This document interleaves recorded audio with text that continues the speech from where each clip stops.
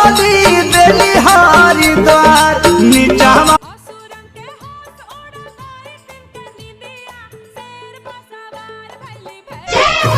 निबिया के पेड़ जानी कटी है बाबा हो निबिया हवाई के बड़े ही गौर से सुनिएगा कि मोमबत्ती जलाकर मुर्दों को याद किया जाता है और मोमबत्ती बुझाकर जन्मदिन मनाया जाता है। वारे इंसान। लाइन छोटी है लेकिन